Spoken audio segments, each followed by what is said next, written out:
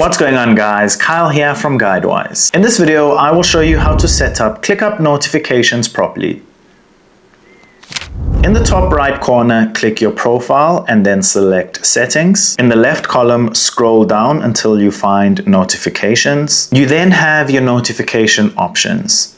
So we have inbox, email, browser, and mobile. So I'm going to select email. You can then choose default, focused, mentions only, custom, or disable notifications. So I'm going to select custom. In custom, you have a number of different options, such as task comments, task activity, chat messages, and more options. You can then select or deselect the type of notification you would like to receive. Once you have selected your options, then click Save in the bottom right corner.